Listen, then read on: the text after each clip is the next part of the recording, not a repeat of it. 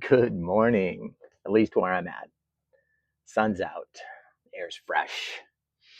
There is a feeling of fall, so I'm not sure where you are at, but these types of things I'm just paying attention to, and that is leading us to today's fourth installment of this TED Tuesday.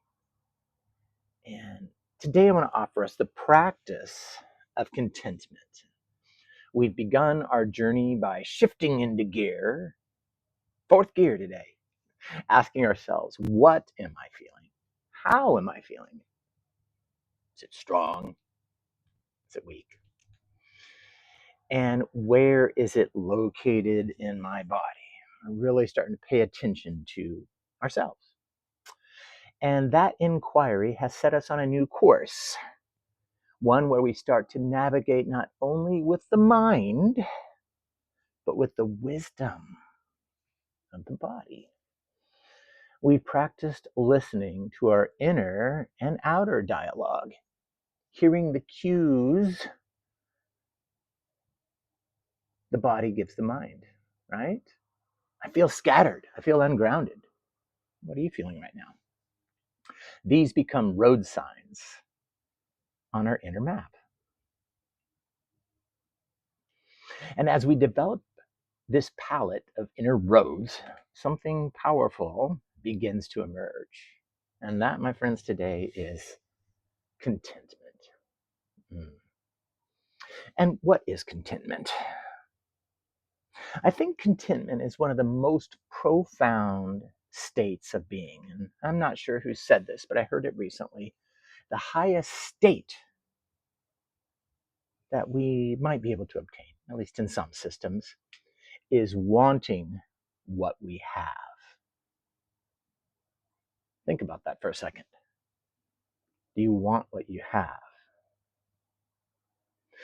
Yoga, wisdom of yoga, one of the many things in the world that brings us wisdom, shows us how the gross, the larger physical aspects of us, can inform the subtle, the mind, the emotions, the spirit. And the subtle, in turn, can inform the gross. So it's this wonderful thing that starts like a funnel, and it can pick up all this information that's out there and inform our inner parts of us. But then as we go inward, as we've been doing, is this can start to inform and sway and influence the outer parts of us.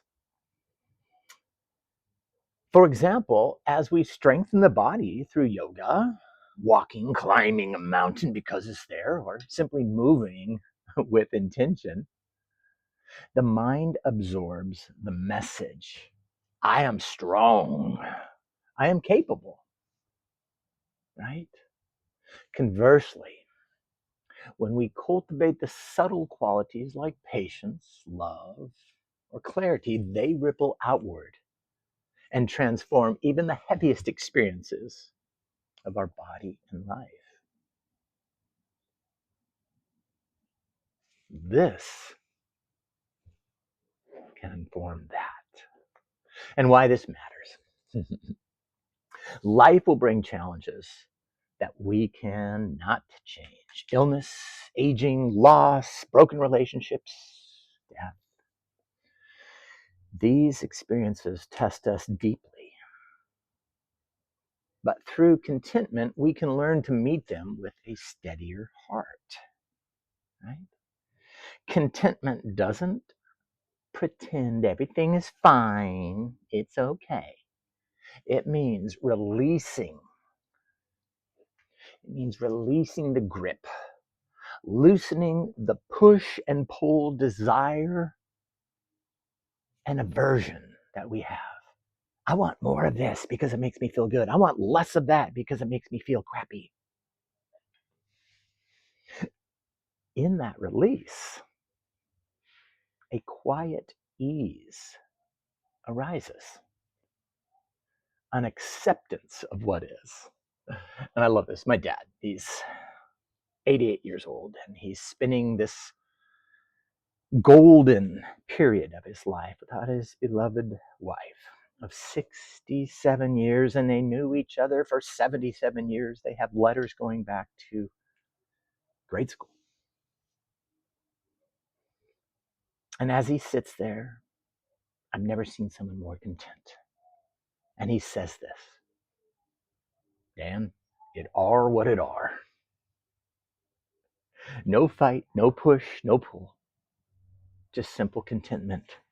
And that gives me goosebumps to see somebody that's living it. And we can live this too.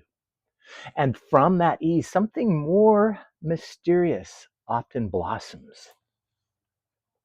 And that's bliss. And in yoga, we call that Ananda.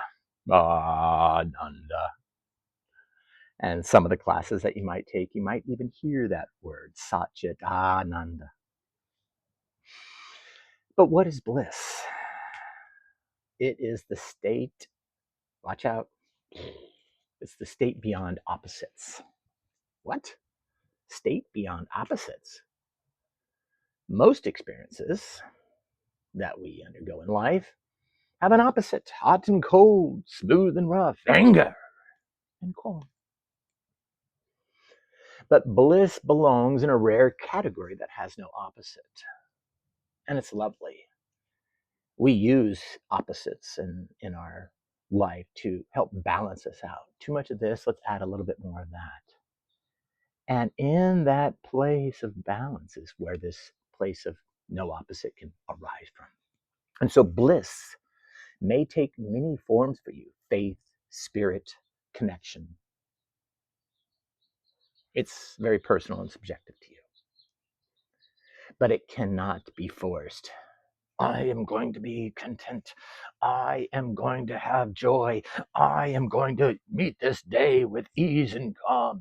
I'd like to, and I still try to do that. It arrives as a byproduct, though, of practicing contentment. In a sense, bliss is the exhaust of contentment. And why exhaust? You think when a car is going down the road, it's just the exhaust, or even the exhaust of what we get rid of as the byproduct of our food.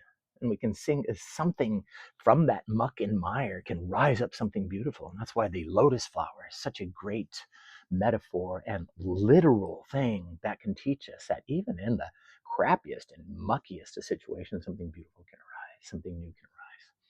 So when you tend to that practice of contentment, peace naturally follows. And so today, let's focus on two simple practices. And these don't require much of us. And really, these practices that we do with yoga and meditation, all that stuff, beautiful, beautiful. But there are things that we can do throughout the day to bring us into a more deeper connection with ourselves. And so let's focus in on these two simple ideas today. Wanting what you have. Take a moment and reflect on everything in your life, not just the obvious blessings. Those are easy, but the struggles too.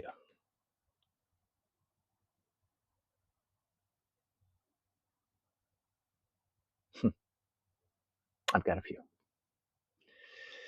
Now, the golden point. Ask yourself, what am I learning from these challenges? How are they shaping me?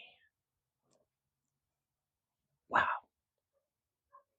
When you make that little shift, all of a sudden, everything that we go through gives us this opportunity to say, I can't change this. This is happening. This is happening now. I'm feeling this in my body. I'm having these things, but it's happening.